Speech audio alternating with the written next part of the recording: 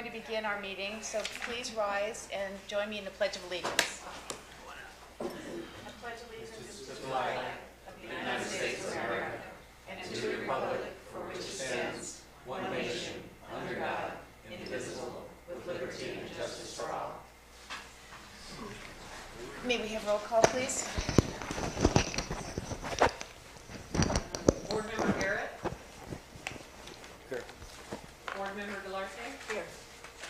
Board Member Franco? Here. Board Member Medeiros? Absent. Today. And Chairman Rivera? Here.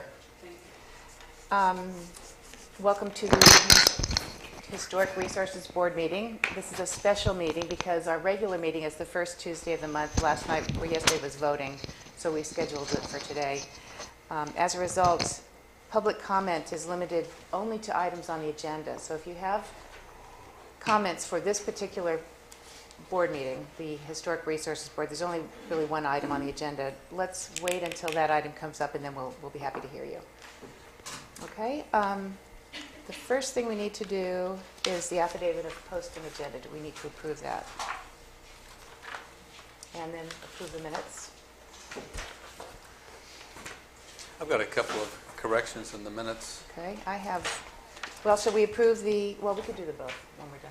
Okay. Okay, tell me your corrections. Okay, on the first page, informal project review, owner Greg Candless. It's written as Candles. It just needs a second S there, about midway. Yes. Okay. And then next page, under review of conditions of approval, second to the last line, board members work hard. Should be an S in there. Board members. And then on 9, Historic Resources Board, is that a Heritage Road Society? Or what is Heritage Roads? Yeah, Heritage Rose Group, I think. Group, okay. Yeah. Whatever. That's it. Anyone else have comments on the minutes? We're talking about the minutes of May 6th, 2014. I have a comment under 6A2, review conditions of approval. It says, citing Secretary of the Interior Standards, Board Member Guibert pointed out that building rehabilitation should be in line with what the property owner can afford. What I really was stating that it should reflect feasibility. I think feasibility is the word I used, which reflects the Secretary of the Interior Standards. And I think that's all I have. Anybody else? Okay, so we can approve A and B if somebody wants to make a motion. Move to approve the consent agenda? Okay. Of posting of the agenda and approval of the minutes. I As second corrected. that. As corrected. As corrected. Okay. Roll call vote?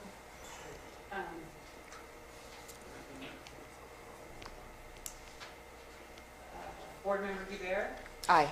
Board Member Delarte? Aye. Board Member Garrett? Aye. Board Member Medeiros is absent. Board Member Franco? Here. All members of the commission being present, except for Commissioner or Board Member Medeiros. The motion is stated by the maker, passes 4-1-0. Thank you. Okay, on to the next item, action 3A, 3C. Consideration of a recommendation to the Planning Commission for a use permit request, including site and design review, for the expansion of a lawful prior non-conforming use at 505 3rd Street, APN 002-130-002, applicant Alfred and Crystal Castaneda. Can we begin with the staff report? I've Matt presented. He's prepared to report. Okay. So first of all, since our non-special meeting, we noticed this properly. So it was posted in 3 vote places: post office, city hall, library. It was mailed out to all the 300-foot radius property owners. It was posted on and off property. It was mailed to the relevant local agencies such as the school board and PG&E. Anyway, we sent out about 38 letters and have about the same crowd. So anyway, it's properly noticed. So Legal. to tell you the story I didn't get to tell you last time, in late September, I got a couple of calls from loan agents asking what the zoning of this property was, to which I replied mixed use. And then I received an email from Alfred Castaneda about getting a letter from the city saying that if the property was 100% destroyed, they could rebuild it as a residential. So this nice little research project for me, I got to look into the history of this property. It turned out it's a lawful prior non-conforming use, which means that it was residential before, the structure was built residential before the zoning switched to mixed use, which means that they're allowed to keep using it as residential as long as they want until it gets destroyed, more than 75%, at which time they have to rebuild into the mixed use zoning code. So I informed them that I wasn't able to write them that letter because that's not how the municipal code reads. And so they came in and sat down with Roger and myself, and we started talking about what we could possibly do to allow them to do this expansion on their house and get this loan for their property. And what we came up with was that we could do possibly a conditional use permit where the Planning Commission would put together a list of conditions that would allow staff to write them the letter saying that they could rebuild, so that in case a disaster happened, they wouldn't have to conform to the new mixed-use zoning. So I think that's kind of the best summary of all of that. Okay. Now, with that anomaly is that if the residential structure did burn down completely, they would have the ability to rebuild it back to a residential. There is still space between the front of the building and the property line where a commercial mixed use could be built. So the available space on the property will allow additional commercial mixed use to be built if it ever was the desire of the property owner. Okay. And what they wanted to add was a master bedroom and a garage, And a garage. on the front part of the property. Okay. And it's 1 or 2 stories? 1 story. Would the property owners like to add anything? We pretty much said it all. I mean, we've been trying, we've actually added on back in 2004 previously. At that time, we weren't aware of the mixed use. I believe it was in '98 that it changed to mixed use. Like I said before, we weren't aware of that case, and until much recently, we kind of found out that it was mixed use. And all we're trying to do is build an extra bedroom, garage, trying to make an improvement to our property that we currently have, because it's kind of older home and stuff. We want to make an improvement to it. We've owned this property since the 1960s in my family, so it's been with us for a long time. So we're hoping to get consideration to do that. And as far as the letter too, we're kind of in a time crunch as far as getting a letter for the lender explaining that if it was burnt down completely, we could build a single family that residential property. More history of the property. There used to be an actual home in the front lot of the property where Roger's saying. That burned down many years ago. We've inquired about rebuilding in the past residential, which obviously we weren't at that time. They weren't allowing us to. They said grandfathered in 10 years or some previous regime told us that. So we actually took down the foundation to have a lawn there. So we've been trying to make improvements through the years, to the area, and I'm sure the homeowners, like that as well around the area. So hoping we get consideration to do. Okay. what we need to do. Thank you very much. Thank you. Commissioners or board members, any comments, questions? Is Or there should we, any- okay, open any to of- the audience, anybody yes. else? Yeah. Does anyone have any comments or questions about this property on 3rd Street? It's 505 3rd Street. It's in between the Honeymoon Cottage and with the old Dante Baines People's Court building. It's in the historic district, Yeah, did we say partially. that? Most of it? Yeah, sort of the line kind of bisects the property, so that's sort of up to you folks too to decide whether this falls under the sort of view of the historic district as well. And technically, the building next door, the warehouse, is non-conforming also? Because there's no residence there. And it's in Okay, mixed use, right? Mhm. It too is in mixed use. And this happened after, of course, the building was occupied as such. No questions from the audience? No comments? Okay, then we'll bring it back to the board. Can I put in one more thing? Just Sure. because everyone else might be in the same boat I was before this, which is understanding what the Planning Commission has to do here. And so for a conditional use permit, I just want to read this real quick so people know. The Planning Commission body may approve with conditions, or disapprove a use permit. The Planning Commission may impose such reasonable conditions as it deems appropriate, including but not limited to issues such as duration of activities and dedications or improvements of public facilities, site, structure, and landscaping features and design related to the findings specified in San Juan Bautista Municipal Code 112030. And 112030 are the findings, and so these findings are things that I included in the resolution that I brought before the Planning Commission that are considering tonight. And these are the three findings that they have to make. A, that the use is necessary or desirable in relation to the purposes and intent of the San Juan Bautista General Plan, zoning ordinance, and the economic, social, and environmental status of the city. B, that the use will be properly related to other uses, transportation facilities, and other public facilities in the area, and will not cause undue environmental impacts relating to noise, odor, pollution, etc. And C, that the use will not adversely affect the health or safety of persons living or working in the vicinity, or be materially detrimental to the public welfare of the city and its residents. So, those are the things they'll be determining tonight. And as a board, we're a Historic Resources Board. We're going to make a recommendation to the Planning Commission, of which we are the same members. But we were two separate beings until logistics suggested that we combine and meet at the same time, same place. So this is just a recommendation that we're going to make to ourselves. But we're going to go through the design review here. Isn't that right? Yeah, that's part of Take it. a look at some of the, Yes, but we don't have that tonight, do we? Or, yes, we yes, it does. Okay. We're here for site and design review. And that's why it's on our agenda, because it's in historic. So- Yeah. And so did the owners prepare to talk about what it's going to look like to us? The owners have included in our package just drawings or sketches of what the project will look like. I think they have a role in front of them. Do they have Okay, some would that you we like can to show share the- that with the audience? We can show the Okay. public. I think what you guys currently have copies of.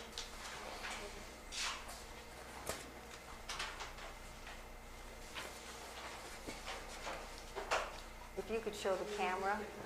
Matt, can you put that on the wall? Yep. I think the elevation is the most important thing. That's what they're going to talk about. Before we get into design review, my understanding is the property is cut by the historical district line. So one of two things. Half the house is going to be considered historical and the other half is going to be winner take all.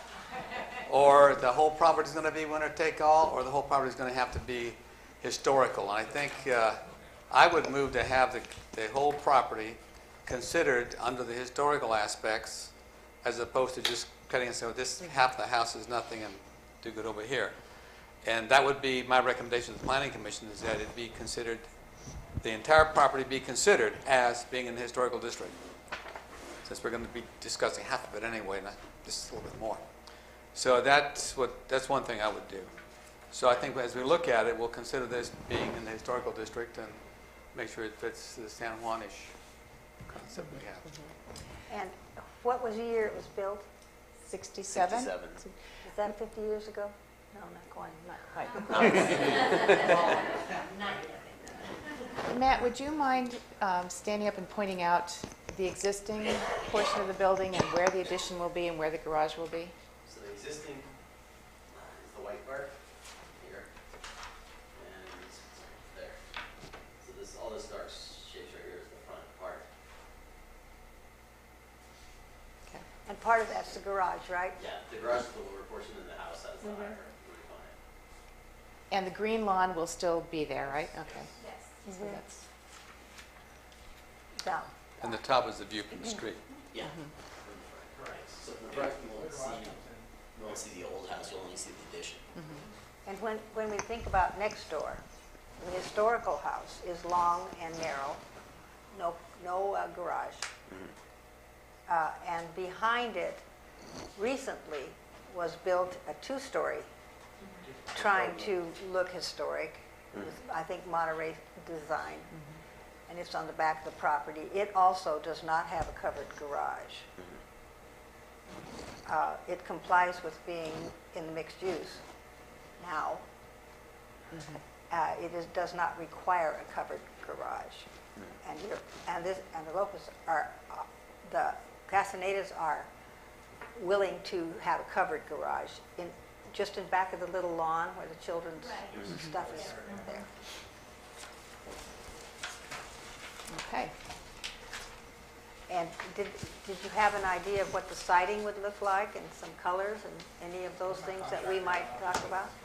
Yeah, but, you know, in surfaces, what we're trying to do, they've got some horizontal stuff going on now existing. We were just gonna try to tie the entry into that. They have some brick columns here now.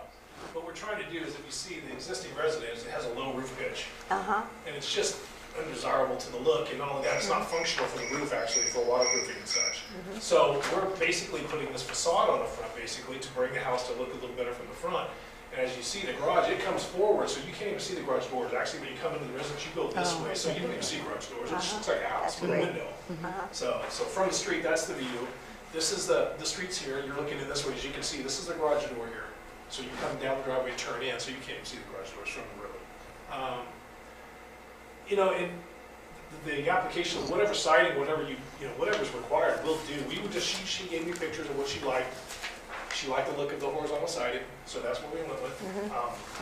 It's not a big deal to change that if need be. But this is what we're proposing, and we're hoping that we're flexible. Yeah, definitely. I mean, we have no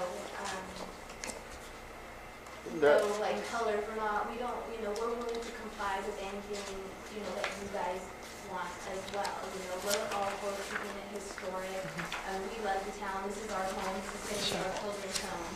So in any way that we need to make the appearance to fit, we are willing to compromise. It'll work something to an extent. Obviously, we're on a budget as well. So, but definitely, we haven't thought about looks or colors because at this point, we're just hoping that we can get some, an approval to get our loan process going. But definitely, we are open to any recommendations, any suggestions that you guys may have for us. Okay. And I will say, just to add, we have a budget based on this drawing. So if it changes, it could change for them, and that we would need to know. The original house is stucco right now. Yeah, well, there's some stuff going on the front. They've got some siding going on and some stuff, but there's some big stuff going on. So we were going to do siding around the corner until you couldn't see anymore, and then just so it looks like it appears it goes the distance. But as far as cost goes, stucco to siding, it's not that much. Yeah. It could be stucco. She was just going for the look. I would say just on the front, they do some wood siding, like the old siding, but down the side of that building, by the barn, they should use stucco for fire reasons.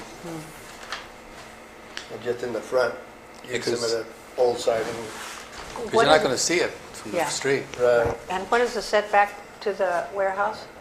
5 feet. It's 5 foot from the barn over, right? Because it's mixed use. Yeah. Yeah.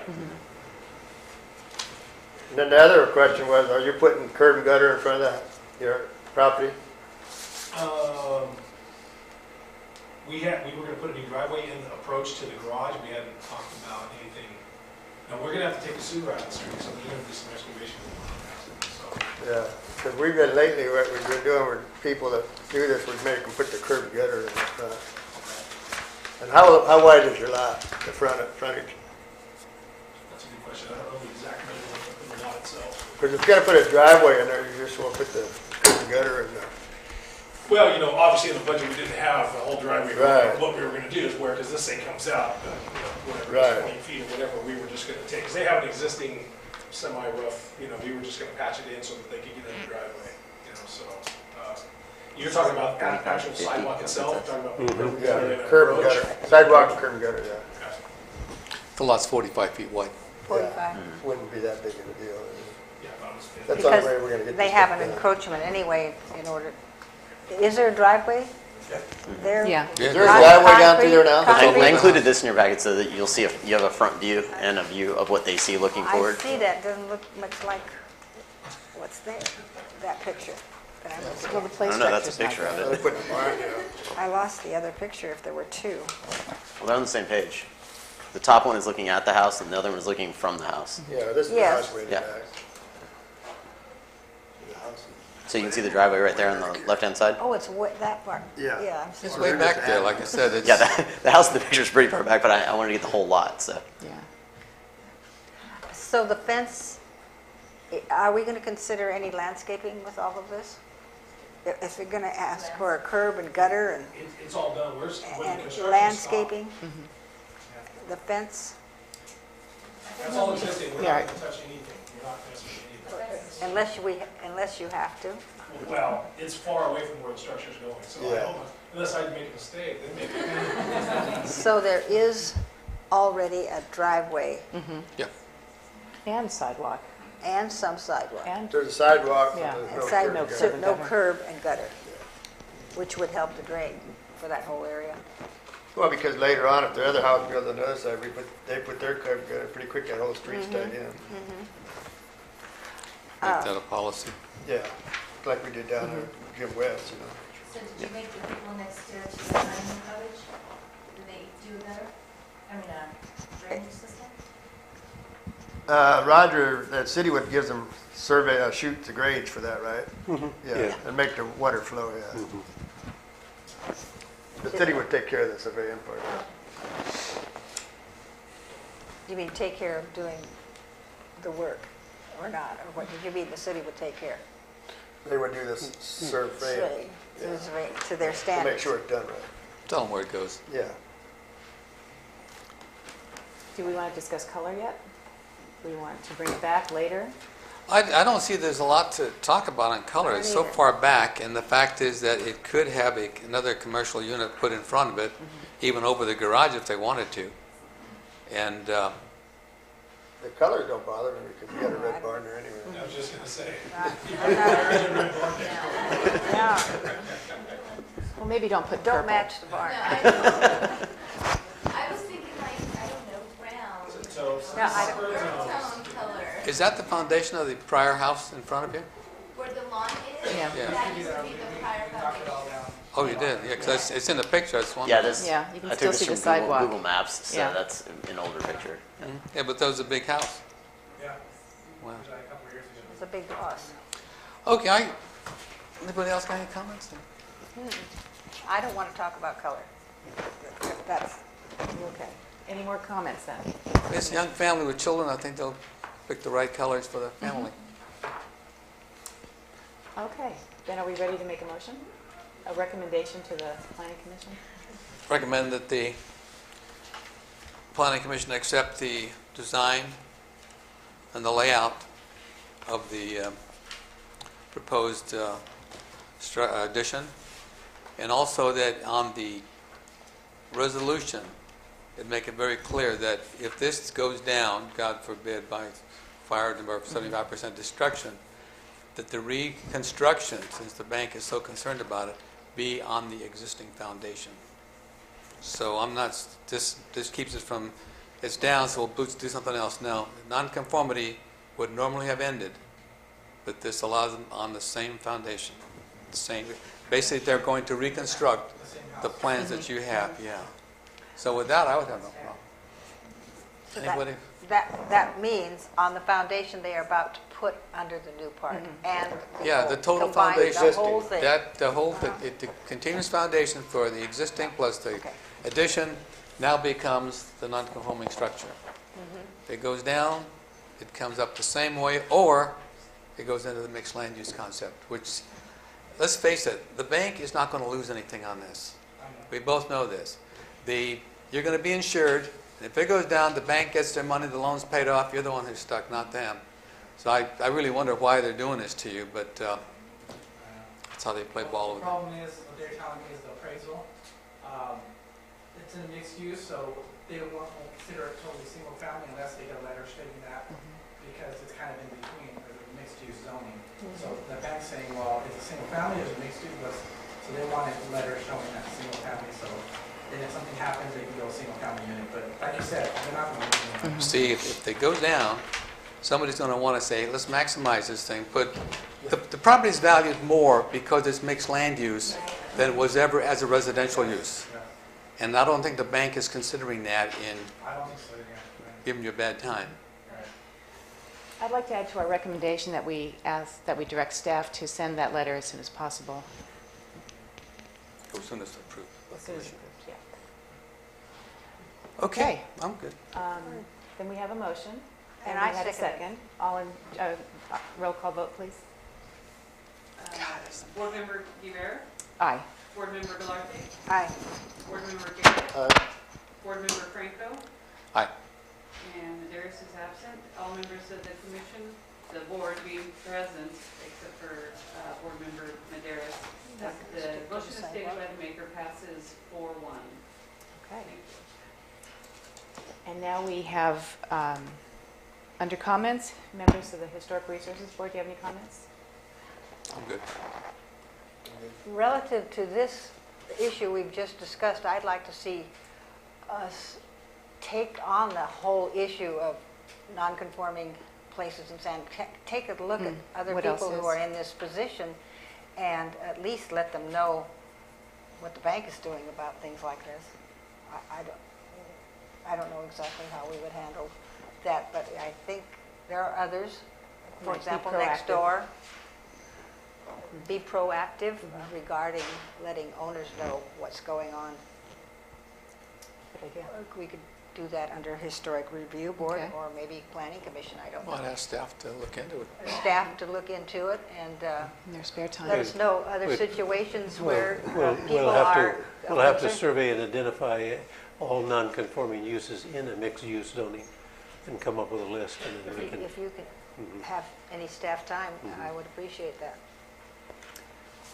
My comment is that I would like to introduce Connie Schobert, who is our new city clerk. She's probably in training right now, huh? Well, congratulations on your appointment. And then, as kind of a historical event, I was able to participate yesterday in the election process. I was a poll worker from 6 a.m. to 10 p.m. It was a long day, but it was really interesting to be a part of the process. Both my parents were immigrants, and when they first came, they couldn't wait to start the citizenship process, and my mother was a poll worker, and I've always appreciated that part, and it's just amazing to watch the process. It's lots of checks and balances, and I had to go with Trish in her car to take the ballots to the clerk's office, and they double check everything. And I asked one of the workers there, I said, "Are you all volunteers?" He said, "No, we work for the county, but we're here as volunteers doing this." So here they put in a full day, and then they were still volunteering. So I'm kind of retired now, so it's not so hard for me, but a lot of people who work and volunteer. Anyway, that's just my... When I worked for the county, election day was, the courthouse was closed down. So they could have elections, and all the staff, if they wanted to, Yeah. could go work. There were a lot of people. It was interesting, lively. You know who does have a party on election day in those days? The union, the bartenders union. Oh. Bars were closed on those days, so they all went down to the park, and I never saw so much booze in my life. Gallons on every table. Wow. Come a long way. Not San Juan.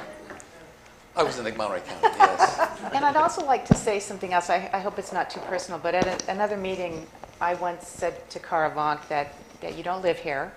Cara owns a home on 3rd Street. She actually resides more of the time in another city, but she's a registered voter in San Juan, and I commend you for that. I thank you for that. I'm sorry I made that comment. I appreciate your input, and hope you didn't mind my sharing that with everyone. Okay, so I'm going to adjourn the Historic Resources Board meeting and pass the gavel to the chair of the Planning Commission. Thank you. Okay, the time now is, got a time? It is 6:30. 6:30, and this is now the meeting of the San Juan Bautista Planning Commission for November the 5th, 2014. If the clerk would call the roll for the Planning Commission meeting. It looks like the same, but it really isn't. Can you please change your shirt? That's a good point, you know? That's a good point. Not much, we could change Commissioner places. Garrett, Here. Commissioner Galante, Here. Commissioner Guevara, Here. Commissioner Medeiros, Excuse absence. Chairman Franco. Here. Thank you. We have a quorum, we can conduct business. Okay, as is public comment, unfortunately, this being a special planning commission, inasmuch as it is not the regular day, the first Tuesday, it is the first Wednesday, public comments can only be made on items that are on the agenda.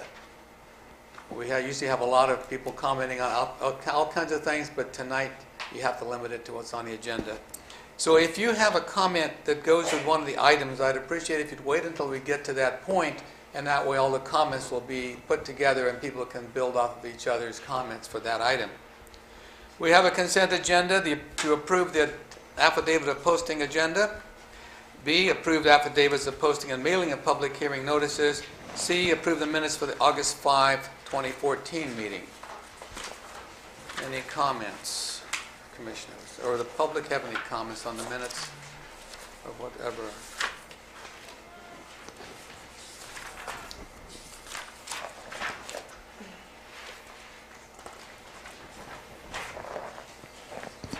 I've got a couple of comments on the minutes while you're working on it.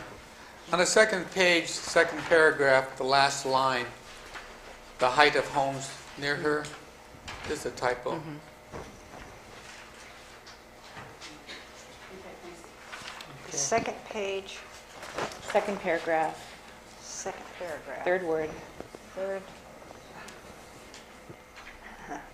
Height, spelling. spelling. On page 3, first paragraph, second word, before opening the public hearing. Yes, got that one. On page 4, second paragraph, second to the last line, San Juan Bautista used to be, that's just missing a D on the use.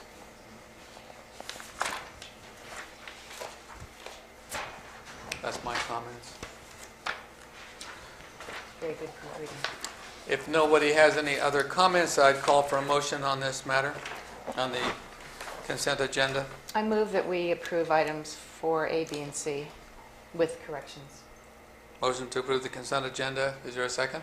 I'll second it. Call for the vote, please.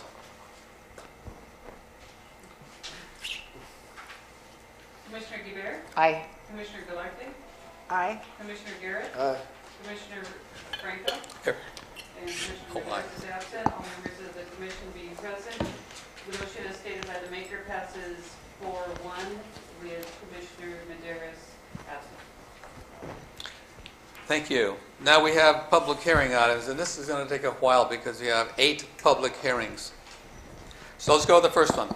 Consideration of a request for a use permit, including site and design review for the expansion of a lawful prior non-conforming use at 505 3rd Street, parcel number 2130-002. Applicant, Alfred and Crystal Castaneda. We're looking to approve a resolution approving a conditional use permit at that location.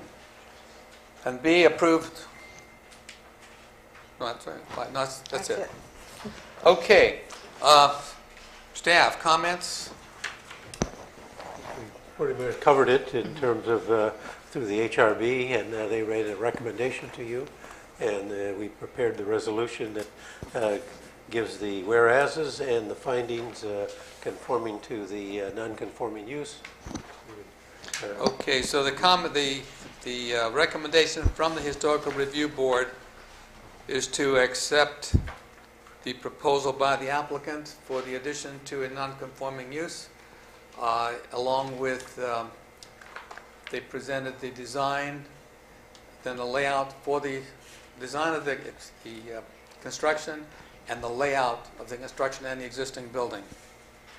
I just want to get that on the record because this is a planning commission meeting, and if it's cut off from the HRB, there'll be no record that there was ever a hearing. So that's what I'm mumbling about here. Okay, so at that time, my concern was that I wanted in that resolution that it will be rebuilt on the footprint only.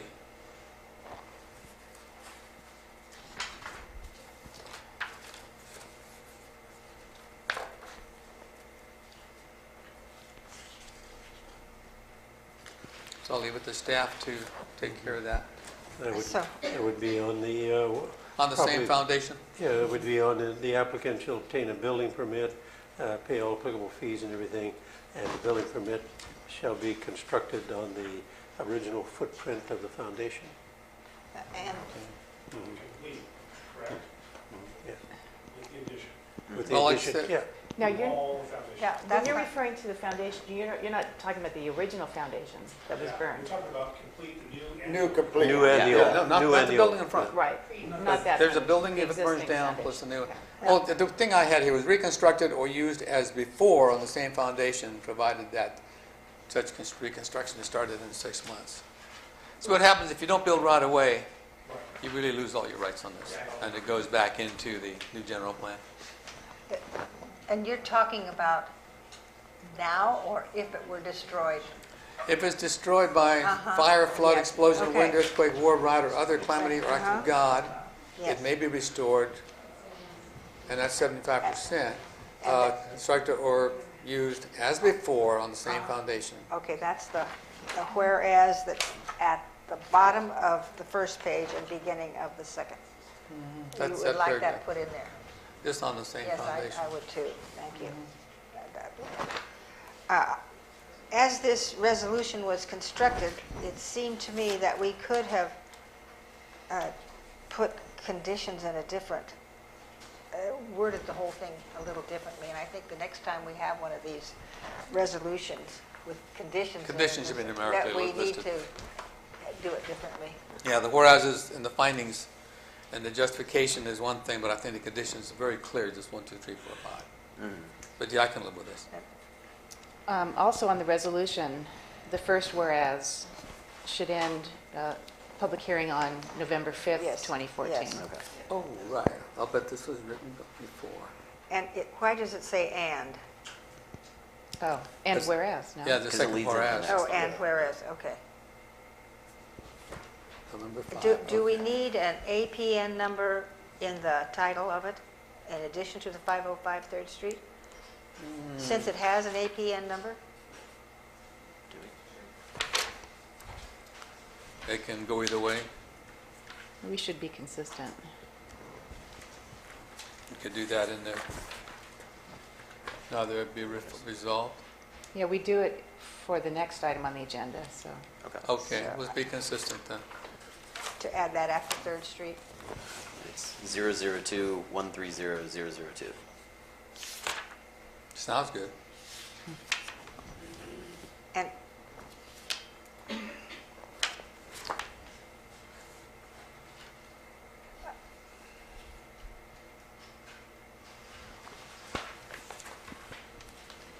we didn't question anyone in the design review because it wasn't appropriate, but I'm wondering if in the original, when there were two houses there, was it multiple or was it R1? Is R1 until, It was Oh, R2 R2. then, so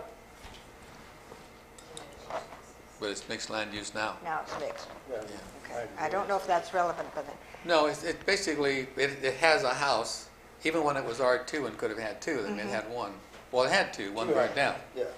one stayed, but the other one's lost all its rights now because it has not been rebuilt within a year. and when it comes back to, if it were destroyed, it comes back, will there be any parking requirements or will it just stay as? Just what was there. as- What was there is all we're required to Okay, do. all right, so that's not a condition, we add, all right. I have one question, just to clarify from my own mind. When you say what was there, we're talking after construction, correct? So we're gonna be able to rebuild what we're going to build. Yeah, you have a footprint right now, you're gonna extend that footprint for a new construction that goes up. All right, gotcha, thank you. No problem. I got it. Good? I'll call it, the chair calls for a motion on this action. I move the adoption of resolution of the Planning Commission of the city. Oh, public, Oh, sorry about that. Yeah, come on up, Mr. Clausen. I know. We gotta be We did. consistent. We did, Well- but nobody commented. Good to see you. yeah, we did, Try to follow the process here. yeah, we did have. We it. did have it. We Richard had it, Foxey, Richard. 93 4th Street. The Castaneda family has been in San Francisco for a long time, very well respected family. And I appreciate the fact that they're upgrading the property, and it's better for the community. Only one thing, this is a conditional use permit, and what we're doing is we're benefiting them with their project. allowing them a conditional use permit. I think that I would like to see a curb and gutter there, because other properties in the future, when they do a building or a remodel or something like that, that's our process. That's how we upgrade our streets. So with that said, I like what they're doing and I support them, but I would like to see it curb and gutter. Thank you. Thank you. Pat Garrett mentioned that in our historic. Yeah, we mentioned research that. report. He wasn't here yet. He was, Richard wasn't here yet. Okay. That should be one of the conditions. Right. Okay, the condition that would be have curb, gutter, and sidewalk as needed. so where should we put that? I'll let staff do it. They'll put it on the condition. So whatever is good, Yeah, but- whatever is needed to be Yeah. repaired. It would be now for there be resolved, the Planning Commission of City of Hollister hereby approves the conditional use permit subject to conditions specified herein with curb, gutter, and sidewalks along the frontage of Third Street. Now, we're speaking of curb and gutter, just drainage control, no drainage or anything, just curb and gutter, just to control the water, correct? Okay. And Well, what's sidewalk? going to happen is that when they do something next to you and the house down, Right. that condition is going to be following, and we'll someday have, like I said, that was the whole point of mixed land use, is to change the nature of the neighborhood, but we'll have curb, gutter, and sidewalk along that whole street. See, if we One would have house been at on a the board, then when that apartment went in the back there, we would have made them put their curb gutter in too, but we weren't on the board. So now that's where we got, that's where we got the problems we got. Now, will this go from property line to property line, is that what we do? Yours is just property line to property line. Okay, so And then when, 50-foot span? right, then if Dante comes in there and upsells, Okay, they're gonna have to put their curb gutter in. okay. Because the sidewalk is already there, Pat? Yeah. The sidewalk is already there, but Roger has to look at it and see if it's up to code. Because when he puts the curbs in, it might be a little higher or lower. And no rolled curbs. I mean, you'll keep it straight Vertical lines. face. Yeah. So if you deem that the sidewalk is not in great condition, whose responsibility is that? Right. I think that's a question, who would be responsible For the You're curb. talking curb and gutter, not talking sidewalk, now We're we're talking. What the side, what about the gutters. sidewalk, Roger? Is that city because it's commercial? Yeah, that's my thing. Well, Your if utilities- it has to be replaced, then the property owner has to replace it as part of that permit, yeah. Because it's unsafe. If it's adequate, then it'll stay there, yeah. Yeah, whatever's good will stay. Yeah. But you can see the big picture. Oh, no, yeah, absolutely. I just want to understand as far as budget goes. So the conditions are, we have 3 conditions, or do we have 2, or We have what do curb, we gutter, have? and sidewalk. We have directing staff to send a letter. And then the other condition was the siding on the front of the house and the side. The siding is horizontal. Yeah, the siding, Yeah, whatever they that one decided about to the do letter. with it. I know it's gonna be good, so. So what, the first one was yours, And- coming back Yeah. to a replacement. Build on the same footprint.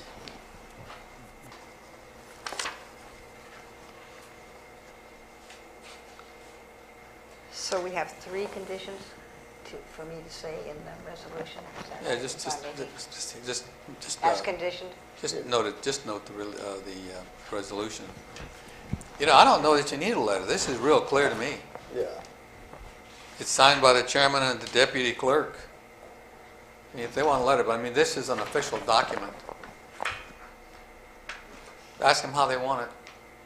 Because from this, the city manager can write a letter. Yeah, that's all we need. And attach Or, like I said, when you get a copy of the resolution, make a copy and say, look, this is what they did the other night. All for the bank. And you will, it'll be signed by you? by Yeah. then? I get a call from the secretary and say, hey, We're ready. hustle down and sign. So if you repeat this, I could make a motion. Trish, what's the number? The way you want it. Or how? 24. Yeah, just read the title. Okay, the title of it, Resolution 2014, number 24. A resolution of the Planning Commission of the City of San Juan Bautista approving the conditional use permit for Alfred and Crystal Castaneda at 505 3rd Street, APN number 002 002 130 130 002. 002, which will be a conditional use permit 2014 number 101. Is that the same number that it'll be? was, I did say I moved, didn't I? I'll second Is there- that. I'll second that motion. Okay, we call for a vote. It was the application. Oh, Commissioner Wait. Rivera, Aye. Commissioner Galante, Aye. Commissioner Garrett, Aye. Commissioner Franco, aye. Commissioner Maderas is absent. All members of the commission being present, the motion is stated by the maker passes unanimously 4-1 with Commissioner Maderas absent. Okay. You're in? Thank you. Oh, by the way, just, I've got to tell you, you have the right of appeal of the conditions, of the permit, but by law, you have within 10 days, you have the right of appeal to the city council. So, again, that's one of those things, but it's their plan that we're implementing, so good luck. But no, just so you know, unfortunately, anybody aggrieved by that decision would have the same right. So we do have to wait 10 days before writing this letter? Okay. They do. Oh, is that right? Yeah, because someone could technically appeal it, so. Okay. I have the letter ready. Yeah. I'll be here. I sign it, they take it. Oh, Donald's sign it. No, Yes. he'd sign Yeah. it. Your signature will be on the resolution. Yeah, he's always there, so you're good. Okay. Okay, thank you. The next item, we have item 5B, consider approval of a minor subdivision, 2014-901, consisting of a 14,232 square foot parcel of land at 1113 3rd Street, APN 00226-47, applicant Manuel and Mary Lopez, and this is a continued public hearing. Staff, what do you want to tell us? Mr. Chair, members of the commission, this is a continual public hearing for a minor subdivision for Mary and Manuel Lopez. One- I need to recuse myself because I live within 300 feet, so I'll just Okay. step to the back. Thank you. Let the record reflect. As you recall, at the last public hearing, the applicant submitted a tentative map to take the parcel 2, which was created by a parcel map back in 2007, from 14,232 feet and divided into two parcels, one a 7,000 square foot and the other one a 7,232 square foot parcel. This is the parcel in the back would be the old daycare center, which has been remodeled by Mr. Lopez. The applicant has asked to have the approval subject to the conditions that we've established. It was pointed out to us is that the 1113 is not the proper address, that is the location where it's at. The address will be established when a building permit is issued for either lot, if it goes through. We've analyzed the property, and at the last public hearing, the conditions that the commission said is that they wanted a dedication of the 7-foot strip of land along 3rd Street, and that has been changed to add into our requirements of conditions of approval. The findings are pretty much the same. The applicant has remodeled the daycare center. He has installed a masonry wall along the frontage of 3rd Street and a masonry along the lot line between the back parcel and parcel 1 of the previous. The current zoning of both parcels is R2, multiple family residential, and theoretically apartments can be built in those upwards of 2 stories in height. By approving the minor subdivision that we've conditioned, the parcels will be such that it will revert back to R1, single family residential. And we've made that as a condition and a resolution that if the applicant records the final map from the tentative map, then it would click off that they would have to rezone the property from R2 back to R1. Now, the reason I tell you that is many times the Planning Commission will approve a tentative map with all the conditions, and the tentative map is good for 2 years. They can request a 1-year extension, so there's 3 years. Sometimes the applicant lets the map expire and they don't go forward with it, and then they'll just go back and build the apartments.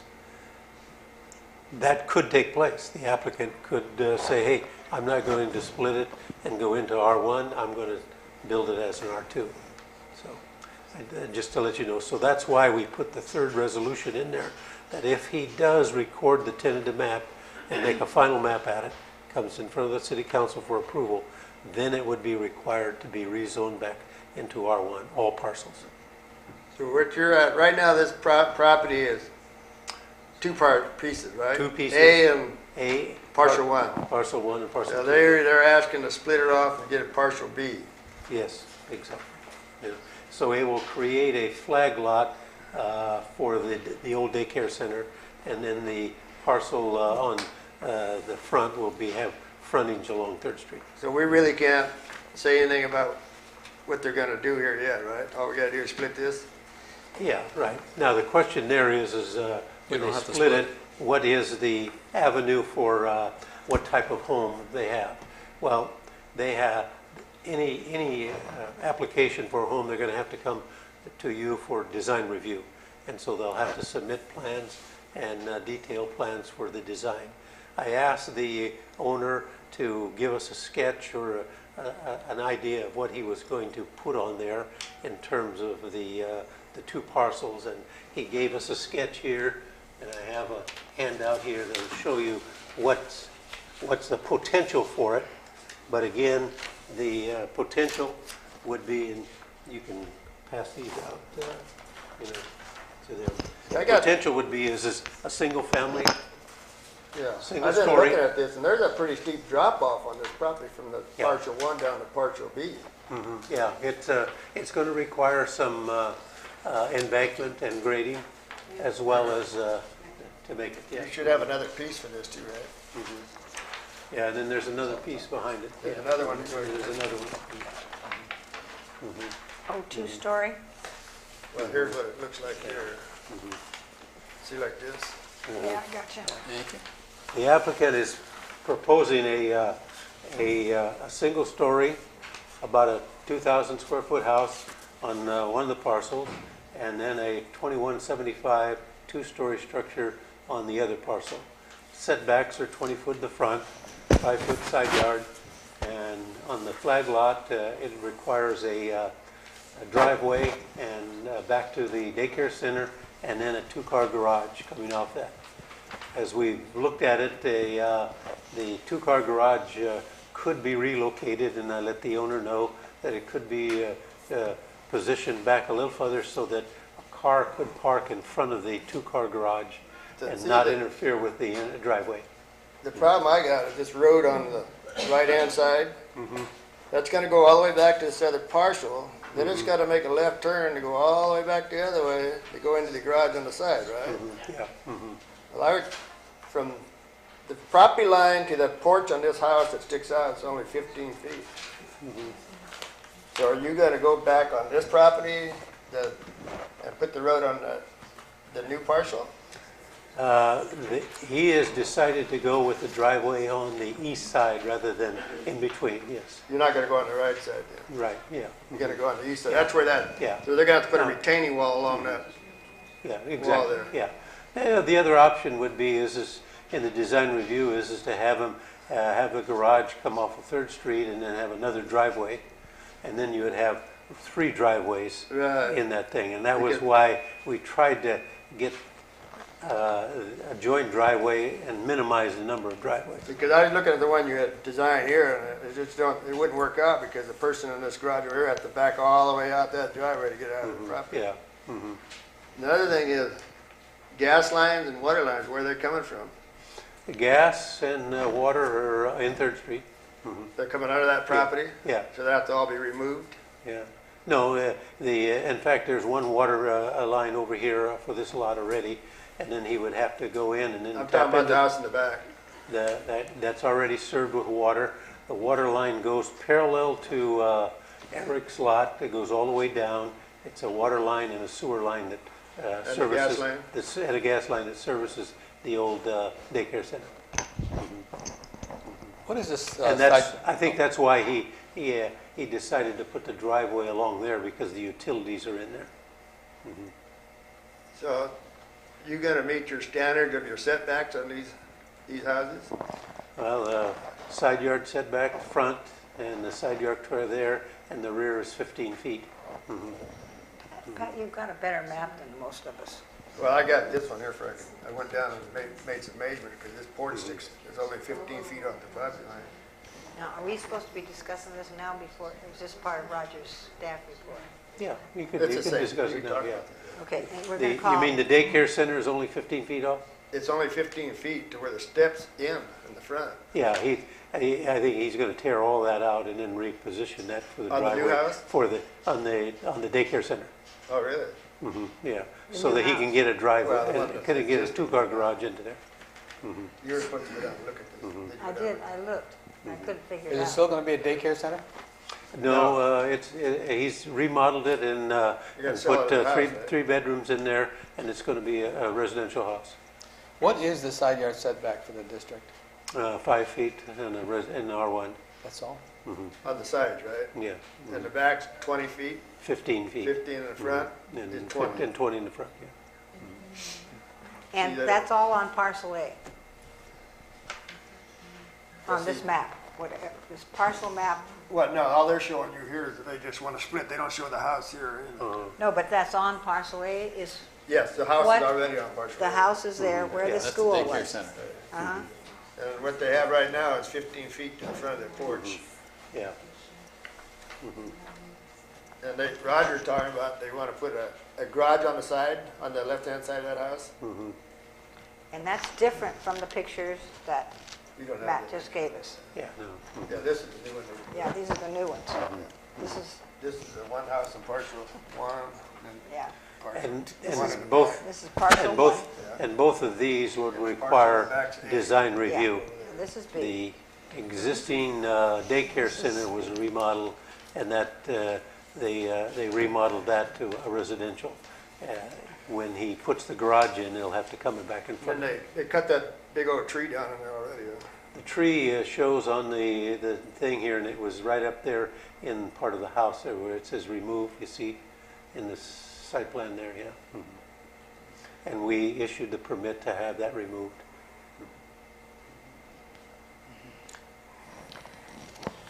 And we are. So we would be looking to have some tree replacements. Okay. My biggest concern is the mass. This, what they're showing, and I guess they have the right to do it, maximizing as much house as they can get on the property based on the setbacks. I personally think it's too much. The size of the homes? San Juan is this, it's a, you got more, you want to see more stuff in scale with what is existing. Yeah. And I as soon think- as you start putting in McMansions, as the term was coined a few years back, They, you don't have harmony. Uh-huh. You have one massive thing, and it's going to cast more shadow on its neighbors, and it's just not going to be harmonious with the neighborhood. So, yeah. just so anybody's interested, if this comes before me and it's a McMansion, if I'm the tie vote, save your time. Yeah. I cannot And vote for and I McMansion. asked him about the size that he had proposed, and he felt that Creek Bridge had the large homes in there, and directly to the east is two-story, that is a smaller unit, so he wanted to stay in between, and, But you're putting a two-story on partial B too, and this house in the back, just a single-story house. single story, yeah. See, but Creek Bridge was built differently. It was built to be different size houses. Yeah. We have a smaller lot here, and I just think it should have a house that fits with the neighborhood, the existing neighborhood, because it's not part of something else. That's where I'm coming from. What do you Well, I think? think, gonna listen to I think that you should reflect that to the applicant at the design review before he spends the time to design it and everything. Yeah, well, I think The now is a creation good of the time. minor subdivision meets the zoning intent, Yeah. See, that's what happened to that subdivision next door. That's why we're in the trouble with Third Street, because they let them put all them houses in there, where them 3 houses should not been on there, Yeah. and they should have put the right in the street. And then the streets between should have been widened between the other houses. Exactly, yeah. Because they just The, crowded too many. Yeah, and those were, the setbacks were even substandard down there, yeah. Yeah, there's a bottleneck down there, and it was done by previous commission not requiring Yeah, curb gutter and sidewalk, but basically street widening yeah. the standards. And that's what we're trying to get back now, is get widen that street as much as we can to the city standards, because we're going to have a lot of traffic going through there, going to the new development across the street and down the road. And I think when these roads get built up, you're going to have traffic coming from out of the subdivision. Because right now, it's a bottleneck. And at one time, we were getting complaints about safety of the children, speed of vehicles, etc. So now's the time we could straighten this thing out So by for the putting benefit this of the community. right away in there, they're also cutting out 1,000 square feet out of that property. Now it becomes 6,000 square feet. Technically, yes. Legally, No, no. the right-of-way is the sidewalk is on an easement out there. Now I'm talking Right-of-way- about the one coming down the side to get to the back lot, the Oh, driveway. yeah. The flag lot. Yeah, The flag that's, lot, that would be an easement, you know. that's why I couldn't go two-story with that one, Yeah. specifically because of that easement. So if that easement goes in there, both property are gonna use that road to get into each Yeah, house for a It's going to be drive. a joint driveway. And then you have problems. This is a continued public hearing. And when was it first on the table? We brought it from last meeting. From last meeting? October 7th, yeah. October 7th. I need to let people know that I have reviewed the October 7th CMAP minutes entirely because I was absent last time. Oh, right. And so I feel a little lost about what we're doing, but I'll recover and That's why we're and here. participate. Thank you. Okay. Just to give you a history, this was brought in front of the Plan Commission back in 2009. I read all of that. And it was approved, but the applicant let the map expire, and so he's back in front of you now. And at that time, that's when he put the curb gutter and sidewalk in. So that's when they And approved he it put- for the daycare center in the Yeah, back, right? They for the split He it put two lots. curb, gutter, and sidewalk then. And at the last meeting in October, I don't recall a fence. No, yeah. Being there. Yeah, he's been putting the fences in between Since then. the properties lines, yeah. That's a big concern to me. So, and I know I've seen other people's comments, and I assume that we will review those. Yeah, that's, and I asked him about that, and he likes a Western style, and that's his choice, you know, and, I wasn't going to argue with him, that's what he wants to do, you know. We can't make him put a picket fence in, you know, I don't recall that any decision was made on the CMAP on October 7th.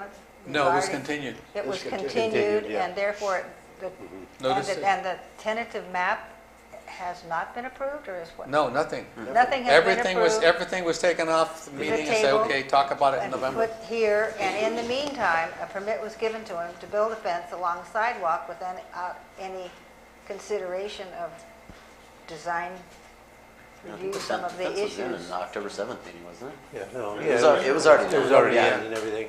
The big stone fence was already there Both of those fences were there at the last before meeting. the last meeting. Yes. It was built about 3 months ago, yeah. Yeah, they were It was issued a built permit, 3 so months they- ago, issued a permit. While this was still in process, I don't understand. While he was remodeling the daycare center. He was remodeling Yeah. the daycare center, had not made any approaches regarding this application, and put in the fence. Yeah, and that's his, he Yeah. owns the property, that's his choice. That's his choice. Yeah. And at that time, it was just one legal lot, Lot. and now he's asking to divide it Divide into it. 3 lots. Well, no, it's 2 lots now. It's legally 2 lots. That Right basically now, what- it's 2 Oh. lots. He wants to take his property and make 3 lots lots out on of it. his property. That's what One exists, but- A, B, and 1. Okay, I think I've got the picture. okay. Thank you. Any other comments on this one? Well, let's hear what the public has to say. Oh, first of all, Secretary, There was a bunch of communications to the Planning Commission on the electronic communications. Can you tell us who they were and be sure the record reflects the fact that you received them? Okay, they were received by planning. Okay. Part of your record. Okay, staff, can you list, okay, the electronic communications that came in? I want the name of the person and, for the record, and then just acknowledge that you have them. He's got him right here. What is Was it? Eric Redesoff Yeah. and Marty Barton, the Marty two Barton, yeah. adjacent neighbors. Okay, two for the that- record, Yeah, just declare, that we state received them. letters from. We don't have to read them, just state it. They received it November 3rd. No, last And week. this different one dates, right here, but- it says file. October, October 23rd on the Okay. Eric Redesoff one. And Marty's was October 31st.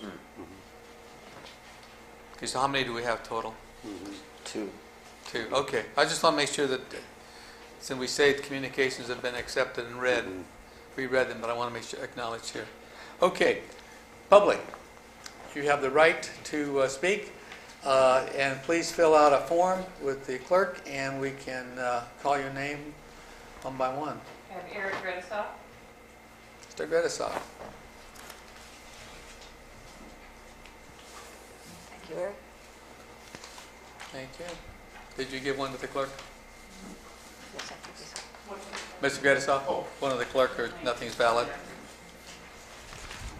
My name is Eric Redesoff. I live at 1108 3rd Street.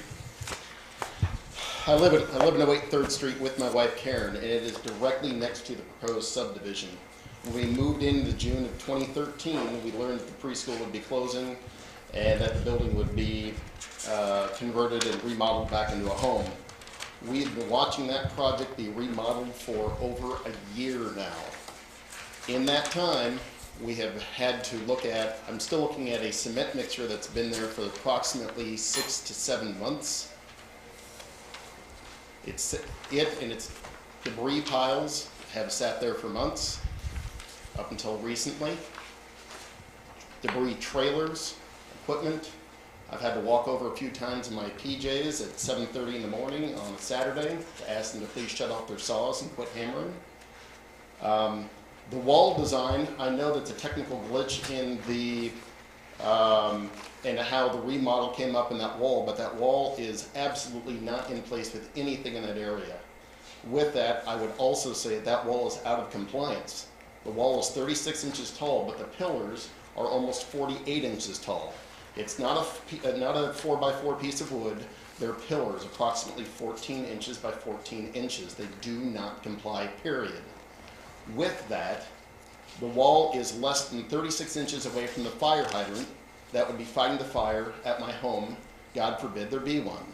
It does not follow the uniform fire code in any way, shape, or form. I propose that the city does look into, after this happens, changing, if a remodel happens and a fence did not exist, that it must at least come to an informal review upon the Planning Commission. The tree removal, I have made a request to the city to view the permit and the arborist report for that tree, and I have yet to get a response on that. As far as the subdivision request, it's merely a request. It does not need to be granted. The parking issues, you're going to be eliminating more parking. We already have parking issues on this street. And when the Ambrosio project goes in, it's not going to get any better. So yes, I live in one of the homes that should have had the street at a wider point. Unfortunately, it's built and there's nothing I can do about that. But in my opinion, given the history of what's happened with the remodel project, I'm not so sure this is a great idea. I look at that and I look at a 2-story house that's going to block all of my view. Yes, that's very selfish of me. That's what it is. Perhaps a single family home, perhaps nothing. Perhaps leave that parcel as it sits. I'm obviously very upset. I've written a lot of emails to the city and gotten very little response, and I'm just aggravated at this point. Thank you for your time. Perfect timing. Thank you. Karen Redesoff. Karen Gredisoff, 1108 3rd Street. My husband has addressed some of the issues at hand.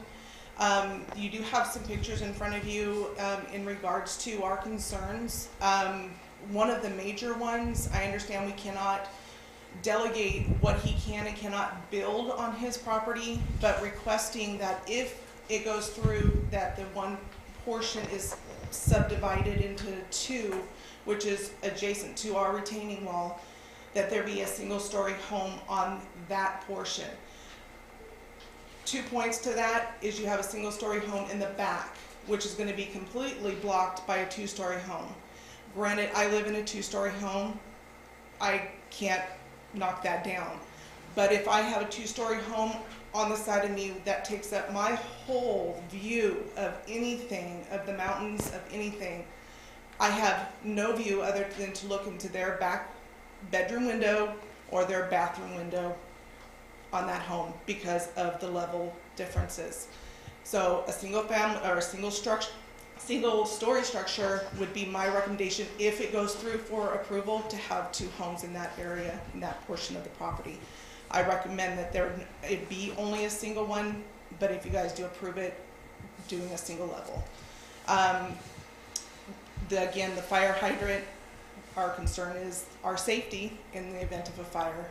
We paid good money for our home. We want to make sure that the fire department can come out and put out that fire.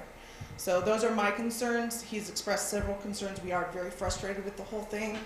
The fence, the wall as it be, there is nothing in that area that has a wall. Granted, that's what he likes, but it's not part of this town. There's a wall for the mission. That was already there. That's nothing that we can do about that. This is the historical part of the city. That is not the historical part of the city, but it matches nothing in that area.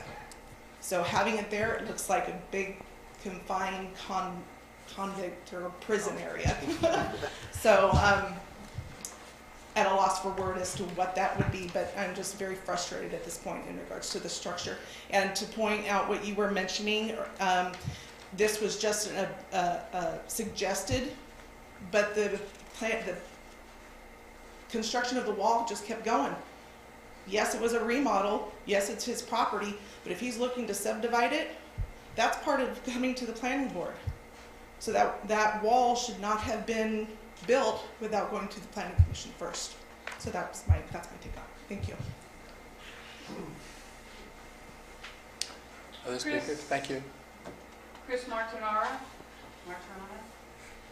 Mortadella, macaroni, whatever. Chris Martirana, I'm at 97 4th Street. I was curious, it says that the parcel is 14,232 feet, and we're talking about a 3-way subdivision? So that would bring the individual lot sizes to... Right now, there are two lots, and they want to split one of them in half. One is 14,000, one is 7. And so what's The indicated daycare there- center sits on a 7,000-foot parcel, no, on the 14,000-footer. And then there is a 7,000-foot existing, I believe. And the map is here, you know. Oh, Yeah. I'm sorry, that, we don't see the full, that There's doesn't one reflect- 14,000 and one 7, and then he's going to split this. Got it. Okay, Take thank you. That clarifies it quite a bit, because my concern was that we were going to have some more postage stamps like Yeah. my lot. No. By the way, I caught that one. I was concerned about that too until I started checking it out. Thank you. And congratulations. Yes. No, the records show that we have a new council member. And That's Ray Sanchez back there. Mr. Martirana is a new council member. Okay, we have any other comments? No other speaker cards.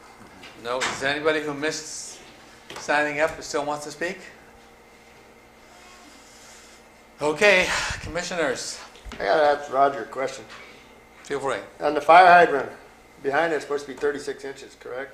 For the fire department to get behind it, turn the valves on? And did they pull a permit for this fence all the way down? Yeah, they could correct that, yeah, right, yeah. The fire hydrant, the 4-inch, it's a Clo 865, it has a 4-inch. Yeah, you're supposed to be able to stand behind it. Yeah, stand behind it to turn them, yeah. He doesn't meet And then that. two He doesn't and meet a half. that here. Yeah, right. But that fire hydrant's gonna move anyway when they develop that street, right? Exactly. And that whole wall come down right there. They're gonna cut Exactly. the whole corner off right there. Exactly. Say that again, Pat? Well, if you look at the map, Uh-huh. they're gonna, when they enlarge Third Street, if that Right. ever goes If through, it ever that does. fire hydrant moves Uh-huh. and the wall cuts off, they're gonna cut the corner off right here. Just the little corner of that Just the wall. little corner of the wall and the sidewalk. And that fence has to move over because they have to enlarge the sidewalk too. But my whole thing with this, if they put a big two-story house there, they're gonna block this house off in the back. And then you got a 16-foot right-of-way to this guy's garage in the back. But this guy's gonna use the same road. So now, if this guy comes out and this guy's coming out, you got car problems. You can't Or get if out. no guy goes anywhere and parks on the street, we got bigger Right. problems. Maybe we shouldn't split it. That's what I'm That's suggesting. what I'm thinking And too. Or else- the problem with that is I see is that then he go back at 14,000 there, he can put a fourplex in there. They could put a fourplex on partial one, right? Yeah. But we could And- restrict the height on the, Well, he's allowed up to 30 feet by code. for height, Right, yeah. so they go 2 stories. Yeah. And what I thought that the best of two evils is to get R1 and work with him to build smaller houses. But see, the thing is, it don't matter what, if you build 2 apartments here or 2 stories, or 1 big house with 2 stories, you got the same Yeah. situation. And he might want to consider this. My two-story. consideration is this driveway to get back to this house and putting the garage on the side of it, which the garage is not gonna fit because you don't have the room between the house and the fence. We can put a 1-car garage. Most houses have a 2-car garage, and Right. everything, but they could be smaller lots. Now, I'm talking about the house in the back, I mean- the preschool. Yeah, the preschool, yeah, 1,600 square foot is the preschool.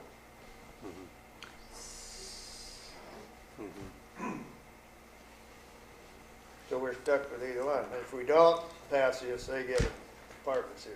I mean, Originally, I wanted to widen the street by taking a chunk off of that. I think the fence looks like it was intended to stop that. Right. Say again to I me, don't like it. please. The lots are, where the little school is one separate lot now. Correct. And the other 2 that we're looking at pictures. No, the No, other wait a 2. minute, no, it's not One right. lot where the school sits is Oh, and 14,232. it would And then have the 2-story in front of it. And this one too. And this one is a separate lot. the separate lot. So he actually owns 2 lots right now. 3. 2 lots. 2 lots right now.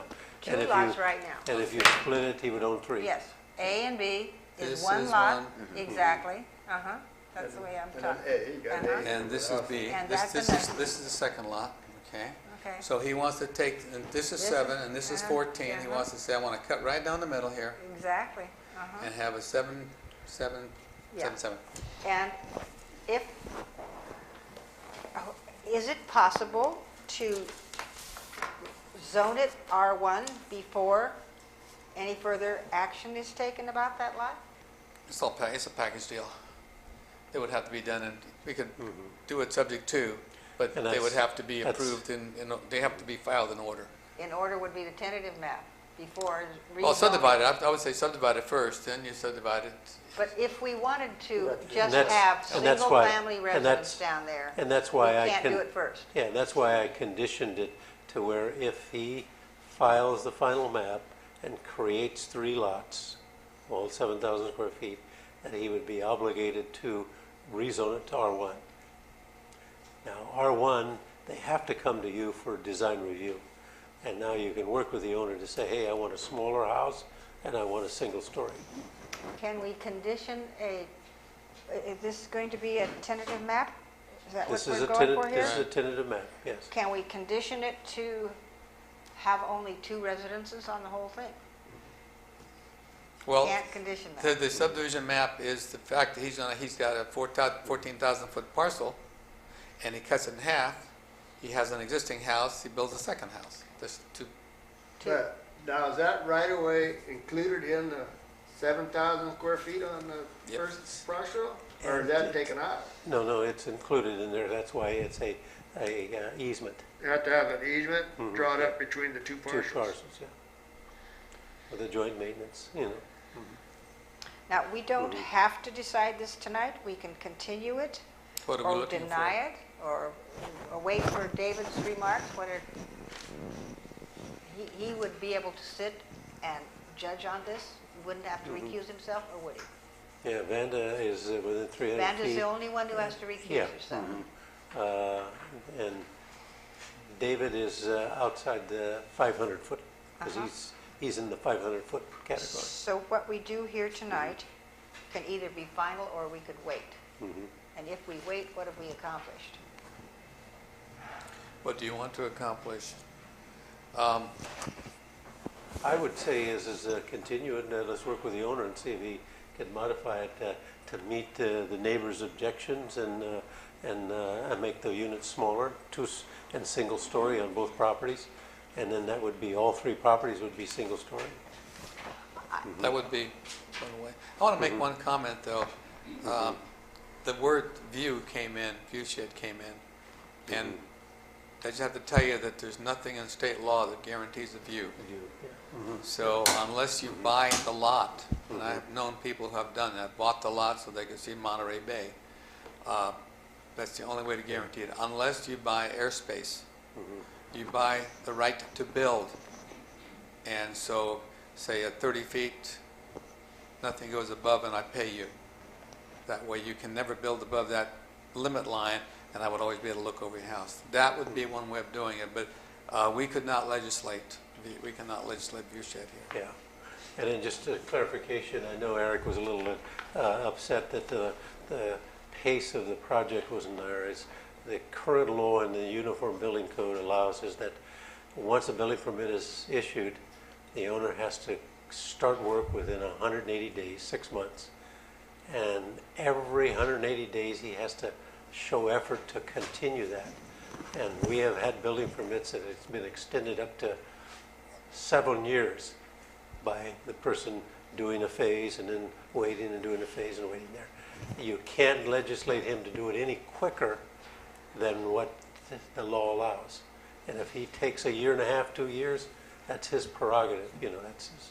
But the thing with this piece of property, if they build a 2-story house on this partial B, this little tiny house in the back is going to be looking right at this big monstrous house. Nowhere. It's going to be 20 feet off the front porch. Yeah.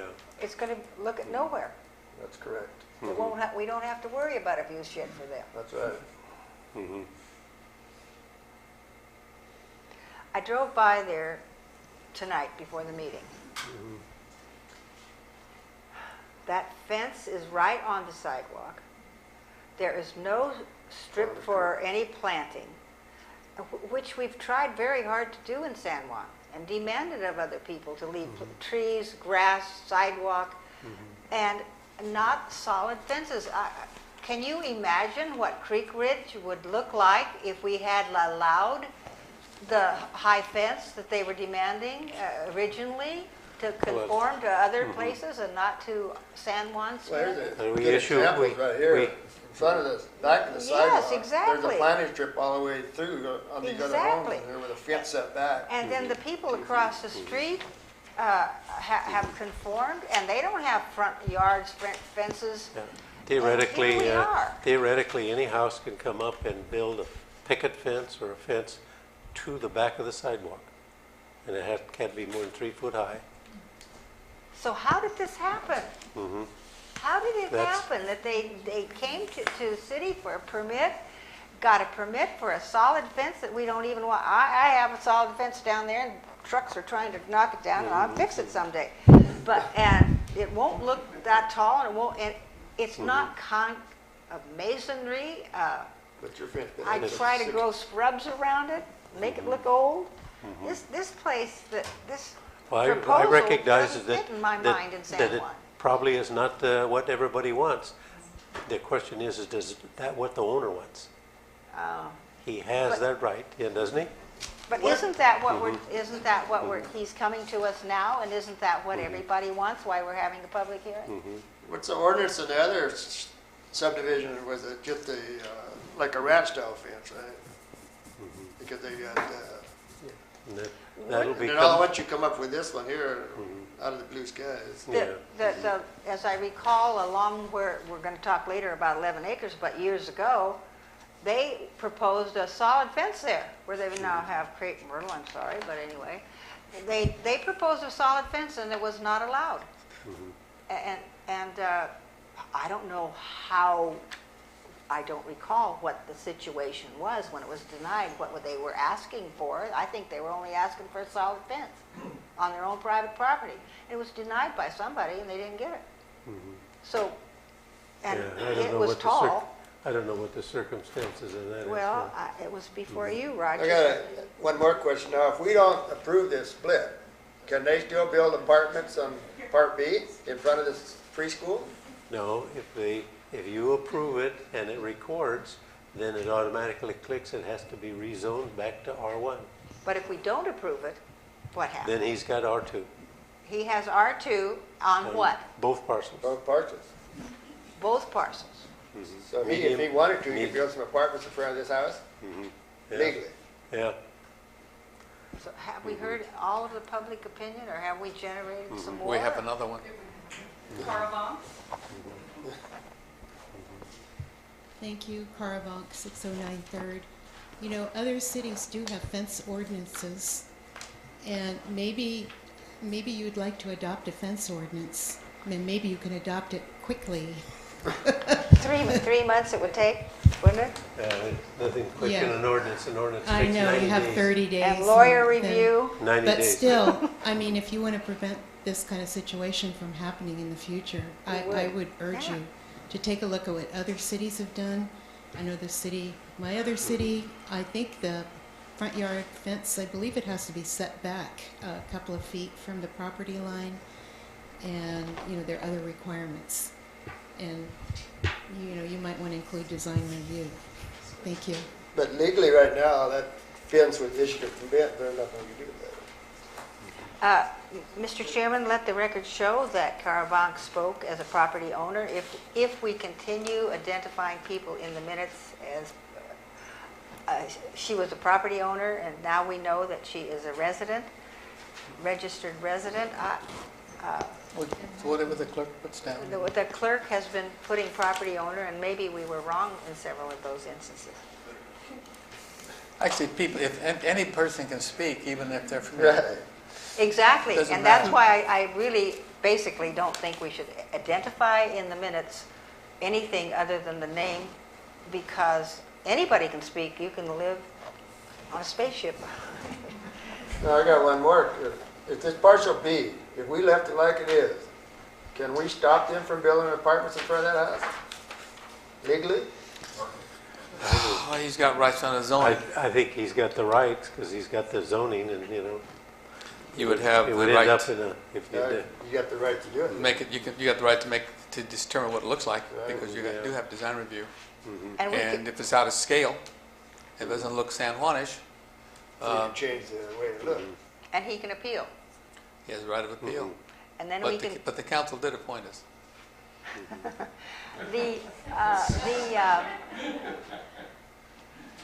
The PACE project took 12 years through lawsuit. What The was next that? door, Pace. whatever they call it. Pace, the pace. PACE, Yeah, right, P-A-C-E. yeah. Pace. Anyway, that whole thing happened, the misplacing sidewalk and so forth in the city street created a problem. Yeah. And I'm not so sure we're not creating a problem here. And this is not considered a major subdivision because it's not 4 homes, It's a minor. minor subdivision. Did he ever consider just a lot split and rezoning? He did He split did. this one time. He split it at one time. That's when they put the daycare I center see. in. But at that time, the zoning could have been changed to It could have R1, Should have been. but it was missed. been. Right. And I hope I wasn't on the commission then. It was Okay. Probably. Done in 209. I haven't been on it So forever. our decision is, we go ahead and approve this split or we don't approve it. We have another speaker, I There's see. another No, speaker. I didn't realize I couldn't speak twice. We have one in the back. But the fence doesn't conform. We're holding the Ambrose and any other new construction coming in to conform to San Juan but that fence, that wall does not conform. And it's too high. Those pillars. Oh, it's illegal, you're saying? Hmm? You're saying it's an illegal height? That's what I'm claiming. I mean, a 4x4 is one. A 4x4 is one thing, but those pillars are 14 inches by 14 inches, and there's 20 plus of them going down that line. But it's too high. But the pillars have nothing to do with it. It's the height, if you're talking about the heights of the pillar. At the last city council, I'm talking about the height of the pillars themselves. At the last Not the council- wall, because the wall is what, The wall is 32 inches? The wall is 36, but Right. the pillars themselves They're 4 inches too high. are too high. If this were a 4x4, at the last meeting it was explained that they could go up 3-4 inches above. These things come up 6, 8, 10. I mean, they come up quite a bit over. Yeah. And you get on a side view of that thing, it looks like a Yeah, gigantic, solid, I huge think they're thing. 4 inches. It I doesn't measured them about conform. 4 inches or 8 inches too high. And in regards The block wall is 4 inches above the thing, but then he put a cap on it, Right. and it's 3 foot 7.5 inches. Yeah. You're supposed to be 3'6". The cap is what caused it. Now, normal, whether you put a picket fence or a stake fence, the post always will rise up about 4 inches above Yeah. that for stability and, looks. There's several picket fences around where the posts every 6 to 8 feet and they go up. The columns are actually 4 to 6 inches too high. Yeah. And in regards to the fire hydrant, I've got to say this. If we're going to wait until this thing goes out, how long is that going to be? 6 months, 8 months, No, a year? because Roger, if that's in violation, Roger could make him take that little section of wall out and make it 30 inches behind the, 36 inches behind that fire hydrant. And lastly, if that does go in condos, I think parking is going to become the bigger issue. Parking is already a massive issue on that street. Parking, it's Well, I just- got the it's problem just with the not- driveway down and putting the garage back by the daycare center, because I don't know how they're gonna get back in there and turn around and come back out without backing all the way out the road. What does the fire I think, department say? I think from the parking standpoint, it would be less than the daycare center. I've been down there when the daycare center is, and you couldn't move on Third Street for, Yeah, right. and here in an R1 house, most of the time they park in the garage or in front of the garage, and So multiple, however, apartments are historically where you have a lot of people parking. multiple zoning, the parking may not work. Right, they might not come up with a standard for the parking spaces. You'd have to provide them, all of them. Yeah, so if they got 2 apartments there, they're gonna need a total of 8 parking spots, and 2 offside, or whatever the code is. We got one, we have Mr. Martirama. I have a question. Would you come to the mic, please? So, I'm sorry, another thought occurred to me that didn't seem clear. The discussion of changing it from R2 to R1, is that on parcel 1? Both The property. Parcel B? All three. All three, okay. That was not clear, so thank you. It's on partial A, right? No, all three of them. All three. Yeah. Okay, you have another speaker card? Is Karen, I didn't realize I couldn't speak again. and Vanity Bear?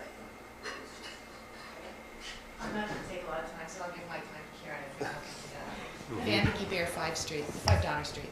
I just think we need to remember that, yes, it is his property, but the city has design guidelines, and in the general plan, we talk about harmonious continuity of the rural character of town, and I think we need to keep that in mind, because we have, in Creek Bridge, we have picket fences, we have those ranch-style fencing, now we have the masonry fence. What will D'Ambrosio project be? What kind of fencing will they have?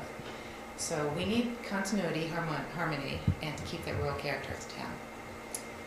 That's pretty much what I was thinking. You know, the fences, that could be another chapter of the design guidelines. Yeah, because we don't have none. Yeah, but I mean, that's where to put it, rather than have an ordinance and stuff, just have the policy. Okay, where are we? We gotta make a decision, either split it or don't split it. So your options are approve, deny, or continue for Mr. Maderos. I think we ought to continue it until we research it a little more. And allow staff to work with the applicant and see, how far he wants to go with the commission. And we should have them lay out the houses on each parcel so we can see what they're gonna look like. And the setbacks and all that stuff. Yeah, that guess this was the first cut. I think this was not voluntarily given. I think Roger asked for it and he delivered because he knew what was happening. But yeah, now that he's going to do is different from the original proposal. I think we need to ask some questions about access. And is there enough backup turnaround space for the top unit? And we should also have the fire department look at it. That would be a good one too. Fire department. They need access to get their truck at least down the driveway. I'd like to see their letter. Right. And they'll probably put a hammerhead in there. And then street lighting, is that not a major subdivision, so we can't go for street lights, right? Well, if it's needed, I mean, we can put it in. See, you can condition the subdivision, but you can't condition the zoning. Right. As soon as you say it's R1, anybody similarly situated, you can do what anybody else in an R1 district. But that subdivision will have conditions. And one of them is, it's unsafe here, needs light, then that's a condition, make it safe. Like I said, my concern is where it drops off from this piece of property down the other is almost 5.5 feet, so they're gonna have to build a hell of a retaining wall along this. Another wall. right Okay, that's Another wall. That's an engineering issue, Yeah. yeah, that can be done. Mr. Chairman, is there anything we can do You wanna- at this point? You want a contour map of this? What's that? Would you want a contour map? Would that help? That'd be a good idea. See how they're gonna do that, because Well- the wall, the retaining wall on the property over here, is not a retaining wall. What it is a block wall, and they stack them, and they put netting into the dirt, and they compact it on top of that. That's what holds the walls in. How high? That wall is right now about 3.5 feet high, 4 feet. They could go up 5 and 6 feet. That's a gravity wall, yeah. Yeah, gravity wall. Right, yeah. 4 feet, you need a engineering, that's all. Yeah. Yeah, so it's again, it's just Right. out of the line. So can't we request some kind of an EIR review of these issues? Limited EIR? Not for a minor sub, Not it's pretty really? clear. What is an EIR going to tell you? Now, can we put a restriction on this lot B to a single-story house if we pass it? Or are we gonna have to stick to they can build a 2-story house? Well, let me ask the owner if he's willing to agree to A that. smaller house, single floor, Yeah. single. Okay, then we can consider continuing it and ask staff to work with the applicant about Design some. design and size, mass we're talking about. And then refer this to the fire department and get something in writing from the fire department, because if something goes down, want to make sure he knows about it or should have done something about it. What else would we want to do if it was continued? Parking and Well, the The right of sheriff? way to get to the garage, we need a map on parcel A, and parcel B. We how they're need gonna one of build the these for garage all 3 And lots. the driveway, yeah, Yeah, we want all 3 lots on the same map. yeah, well, that's fine. and can we have some kind of a stop for any further permits for that house in the back? It's its own It's freestanding there, house. I know, but here they built a wall saying that it was belonged, it just, Well, I don't like the wall either, but bottom line is if he had the right to build it, that's what a right is. Right, they already passed the permit, so we have no ordinances on fences. so continuing it would be to our best. Yeah, he built a masonry wall along the Understanding back of the whole and the picture. common wall between. The only violation he has is the pillars are 6 inches It's too not, high. it's not good Yeah. any way you look at it. And, Let's and get the the fire best hydrant. we can out of the situation. Yeah. Okay? So, Chair entertains a motion for some kind of action. Excuse me. I hope people have been hearing me, but I had this thing turned over. Well, I make a motion that we have the owner draw up a set of, just sort of a guideline of what the house is gonna look like and how high, and the retaining wall they're gonna put in, and access to the garage to the back of parcel A. And they're gonna put a garage, build a garage back there too, Roger, you said? He wanted to put a So we garage need back there the on the layout daycare. of the house and the garage to make sure we got the right, proper setbacks. And that it'll fit, that it's a workable, not just a Right. paper fitting. And We need you want to encourage him, you want to encourage him to Bigger have, copy too, and you want to encourage him to have a single story on all lots. right. Is that going to be a motion, or we just He's make a he's motion? making a motion now. He's making that whole motion, Just say but second. basically, we're going to continue. Well, we want some things in the, you're continuing for a reason. Oh, yes, And he's good. showing the reasons we want. Okay. Additional information, which to make an informed decision. Okay. And then once we get that back, The we can make contours? the decision if we want to split it or not. And contours? What's that? Contours? Do you want contours on it? Yeah. Ask him if we can get some contours on it. Or a contour or a preliminary grading plan, you know. Something like that. Yeah. Yeah, just get an idea, because we're talking about drops and walls, and this way would have an idea, people could look at it and say, here's where it is, here's where it drops. Yeah, because if they fill in this lot down there, they're gonna have a compaction test and all that kind of stuff. Oh, yeah. Okay. Their motion is on for continuance for various reasons. Is there a second? I second. We'll call for a vote, please. Commissioner Guerrero is absent. Recused. Recused. Recused, thank you. Commissioner Gallardo, Aye. Commissioner Garrett, Aye. Commissioner Franco, Aye. Commissioner Medeiros is excused.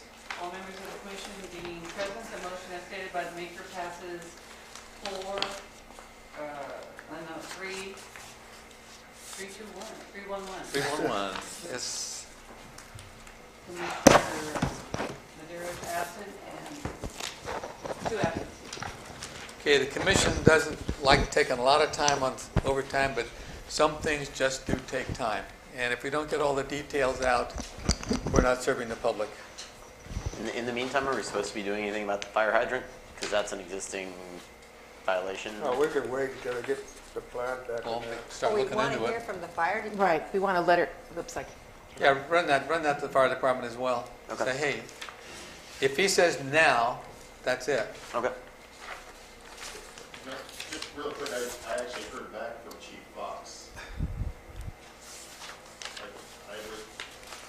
I had written Chief Fox an email, and he said it looked a little close. He wasn't sure, thought maybe there might have to be a variance from the city to allow it to be that close. And he said he was going to look into it, and I haven't heard back from him. So Yes, he is staff will aware send of it. the hydrant issue. Staff will send a formal letter to them for the commission. Thank you. Okay.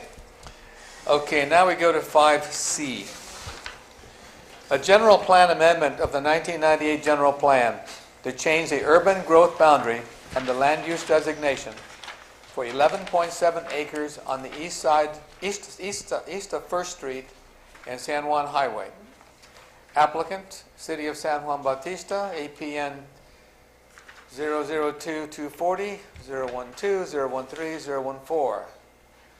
001, no, then 230, 001, 230, 002, 230, 003. Now that's for the record. Staff, you want to give us a background on that, please? Yes, Mr. Chairman of the Commission, as you recall at your last meeting, we identified when we were changing the general plan for the Rancho Vista that we discovered that the urban growth boundaries was across the street on the east side of First Street, heading out to the San Juan Highway.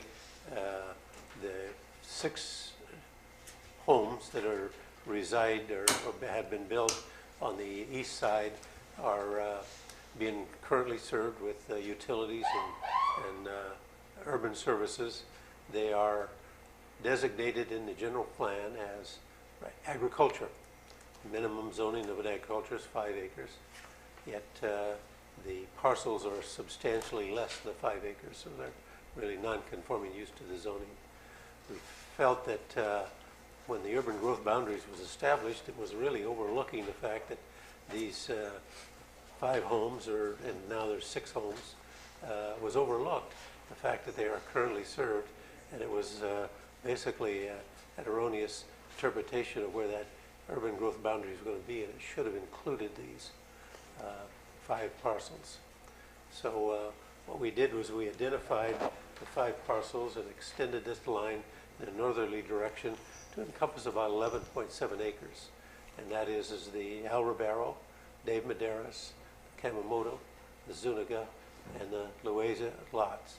Loaiza has 2 houses on it, mobile home and a house, as well as the Loese has got a 15, almost 16 acre parcel, but only 6 acres of it would be included in the urban growth boundaries and designated as R1.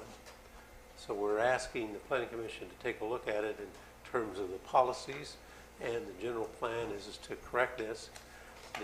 Even in the new general plan that we've identified, it identifies this as adjusting the urban growth to encompass these existing homes. Now, what we have here is that the San Andreas earthquake fault runs directly behind these properties, and a large portion of it, the Alquist Prioli Safety Hazard Act zone there dictates that the setbacks of the San Andreas is 170 feet, 85 feet on each side. So that renders a zone in these properties, as well as the Lucchese property, all the way out to the northerly boundary of the city, unusable in terms of any development. By including these in the urban growth boundary, it allows the Ribera, the Kamamoto, the Madeiras, the Zuniga, and the Lucchese house to be valid in their existing buildings, but anything behind that would not be able to be built. The larger 16-acre parcel of Lucchese, we've identified about 1.2 acres along the First Street, San Juan Highway, and about 1.5 would only be subject to ultimate development. The Lucchese came in and showed me that they have no desire to develop a subdivision. They want to continue the agriculture in the back, but they would like to build on the 1.2 acres and do some type of a garden and wedding reception center out there that they have in Morgan Hill. And I think I brought the book in here, and I wanted to pass that around. That they. And that's down there where that little house is. That the trailer. Yeah, right. Yeah. So we've prepared the necessary findings, the resolutions to support that these 5 parcels should be included in the urban growth boundary, and they should be designated the existing land use of what they are currently being used at as R1.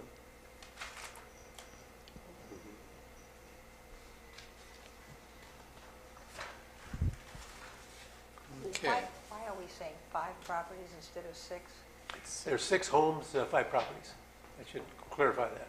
Yeah, someone's got 2 houses on it. Yeah. One has 2 houses. Madeiras. And with an There's APN 6 number. APNs listed. So we have 6 APN numbers. Oh, yeah, that's right. El Ribero has his mother's house there, so Right. that would be 6, yeah. Okay. And that was David's comment, right, that we had Yeah. excluded Yeah. one of the APNs. Yeah. All the APNs are in there. All It's the just in the APNs are staff there. report, he says Dave- 5, but they're all listed. All those And- numbers are listed. All the numbers are listed there, and Dave referred to a 10, and that's the back agricultural piece that Oh. wouldn't be eligible. Okay. Yeah. So what does the city gain out by doing this? And it just straightens out the land use from the standpoint is that they're existing residential homes. They're currently served with urban services, but yet they're designated as agriculture, and then the agricultural zoning is 5 acres. And so every one of them would be, you establish them as non-conforming. And I'm saying is, let's adjust the thing and make them conforming. So we're just saying then that these black areas are their entire property, and what's in pink, The pink would be, is that would be, they could not build upon that. Okay. They couldn't expand that they back. could not. All of the homes are out in the front, yes. There are no houses in the red zone. Right. Well, the existing one of the Leon Right. is in that, but that was built before. Yeah. Yeah. Yeah, the mobile home was put behind there, is in there, but that's a mobile home on the lot designated as 1. Is that a mobile home or a modular home? It's a mobile home Mobile home. that's strictly for the ranch hand that runs the agricultural activity on the 16 acres. Legally, that house is built right on top of the fault line, isn't it? According to Le- this map? Legally? No. Yeah. I think so. Existing? Yeah, right on. Oh, Yeah, like you right mean the on top mobile of home. it. Yeah, the Yeah, mobile yeah. home, yeah. Yeah, very close to it, yeah. Yeah. Something like the mission. Yeah. Kind of like the, yeah, the mission, yeah. Yeah. Okay, let's see. We've had our staff report, now let's hear from the public. Horrible. Thank you, members of the Planning Commission, Caravonk, 609 3rd. I submitted written comments on the California Environmental Quality Act report by the November 3rd deadline, which is state required, as I understand it. And that report concluded that there would be no impact, and I take issue with that. And I'm focusing primarily on the 957 First Street property, which is the Loaza property, which is zoned agriculture and is actually in agricultural production. And I guess I'm a little bit confused about the discussion that took place. You may have documents before you that were not part of the CEQA report. But looking at the visuals that were included in the CEQA report, it looked like the R1 zone was going to be extended all the way out so that the agricultural, I mean, they have a fairly large property, the one with all the bushes along the fence, that was all going to be zoned R1 according to the documents in the CEQA report. Well, I don't know, because the figure 6 that we put in there specifically shows a strip of land out to the northern boundary line about 310 feet wide, 310 feet wide, and how long? about 700 feet long. Right, 700 feet. I mean, that's a pretty big chunk of land. It's about 6 acres. Right, 6 acres, so that's going to be zoned R1. Yeah, and I think what we reported is that it's bisected by the San Andreas Fault with a swath of 170 feet wide, so it only renders about 1.5 acres on the east side and 1.2 acres on the west side that would be available to be built. Okay, that wasn't my understanding from reading the report, but even the 1.6 and the other 1 point something acres, why are we rezoning it to be built for housing? And also, so I'm commenting on the CEQA report. It didn't tell you what the what type of farming land it was, what the rating is, what the characterization of that land is. It also did not talk about cumulative impacts. Before you have many zoning amendments taking agriculture out and changing it to R1. What is the percentage of agricultural land that we currently have within our boundaries? How much of it is being taken out? What percentage? It looks like we're taking a huge amount of agricultural land out of and changing it to R1 or to other zoning. So I'd like to know what percentage we're going to be left with, because the general plan does call for balanced land use. And then what is the total possible build out of houses on this ag land that's being rezoned? How many houses is it going to support legally? I don't think that was mentioned in the EIR report. Let's see. So I think there are a lot of questions that still need to be answered for you to be able to make a considered decision. You have a number of other matters coming up before you where ag land is also being rezoned. South of Highway 156, you've got the Christopher Ranch project, and you've got this project.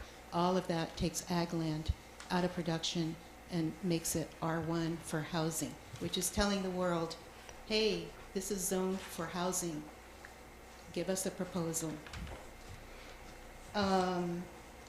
Okay, I know that a lot of people think this is a good idea, that more housing is going to solve our economic woes, but there are a lot of studies out there that show that that is not true, and the income from property taxes is just cents on the dollar.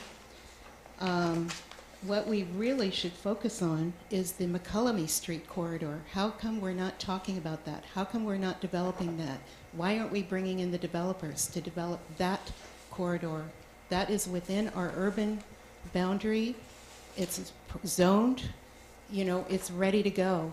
That's what we should be focusing on, and I think that's what will help the economy of our city. Thank you. Thank you. Can I say one thing? What you said here, Roger, is 1 acres on that one side of the fault line and 1.22 acres on one other side, right? So that only allows you 4 houses on each side, total 8 houses, right? Yeah. Because an acre is usually 4 houses in a subdivision. Yeah. So you're saying here, Be this would be little 4 strip, houses, so you can't really get 4 houses in this little strip right here. 4 houses, Yeah, and 4 on that's this all side. you can get, That's all you can get on this side. and this side. Yep, 4 houses. You got setbacks, you won't Because be you able got to the build up in setbacks here and anyway. earthquake, so you got the corner you can't build on. Yeah. So you're talking a total of 6 houses at the most. You're saying 4 and 4 though, why are you saying that? Well, time you Max. lay it out, map it out, you're not gonna get these corners over them kind of too small. So You gotta be 100. the max would be 8, and you're Probably. saying probably not, Right. but Folks, probable doesn't count, does it? Folks probably want bigger lots. An acre is 4 houses. Okay. An acre is 4 houses. Do you have any other speaker cards? No, Okay, we have the electronic communications that were received again. Electronic communications? Just the one from Kara. Okay. communications are to be made to the city planner, Okay. and it's stated that way in the public hearing. Oh, okay. So you've got the one, but now I would like you just to, when we call for electronics, just list the names and say so-and-so sent, you know. If there's multiple pages, you might list that too. Okay. Mr. Rivera was here last month, and he didn't want his property, he didn't want this to happen. Do you remember why, or did he say why? No, I think he did not want the Christopher Rancho Vista Okay, there. He was referring to Okay, that. He was okay. against that. okay. He was at city council, I thought. I'm confused about which it was. We got some money here. I Yeah. got another question for Roger. Is it legal to take San Juan water and go across that fault line to their side? Yeah, it's legal. Because they wouldn't let them do it out here at Rocks Road. You can't take one basin of water and move it No. across to another. That's a district. You said a fault line. You cannot cross a water zone. Water You zone. can't take it from one zone to the next. Watershed to Yeah, watershed. right. That's one of Interbasin transfer. That's one of the things, like on the 62 acres of the Nyland that was recently sold to the Isha people. That is not in Zone 6. So therefore, the city cannot serve that because all our water comes from Zone 6. So they have to develop their own water source. So what do you call zone, That's Zone 6. zone 6 is the Elkhorn waters? No. No. Zone 6 is the Hernandez Hernandez. imported water system. And Zone that's- 3 is the Hernandez. Zone 6 is the imported Sacramento River water that comes from the Blue Valley. And that's the water that the Isha property gets? No. No. The issue is not allowed to have Zone Okay. 3 or 6 water. Oh, They have to develop their own Okay, source. okay. So everybody that's outside Zone 6 has to develop their own water system. That's interesting. And anything north of town is still in zone 6 until we get to the highway? Yes, yeah. All of that. Basically, it's in the valley. So there could be no development on 14, 13, 12, 3, or 2? Yeah, if the Riberos or Dave wanted to put another little secondary unit or anything like that, or anything on any of those properties, they would have to do it because the zoning is 5 acres. And they would be all non-conforming. We'd have to do the same thing we did for the You have to do the Castanedas, same so- thing that Castaneda. Okay. They have to come to a conditional use permit and non-conforming. I'm saying is that we should eliminate any non-conforming, and that's exactly what you told us, to start identifying the non-conforming and bring it into compliance. I think what Caravanca is issuing is that she's concerned about the Lucchesa lot is a 16 acre. we're only bringing that portion along the frontage in. They had desire to put a wedding reception and stuff into it and build a few homes there to facilitate that. That's what they're proposing to do. Could we hear from the Loaises? Do they have? Yeah. Yes. Yes. Yeah, Rose is here. Yeah. Yes. Well, we have been here before. I think, as he said, it's really very good, I think, for the city to, to put all the things that are non-conforming into conforming. I do like that part, and I'm in agreement with it. I think as far as, bringing business to the city, I think all these kind of improvements is going to improve the inflow of businesses into the city. I was unprepared for this, for this thing.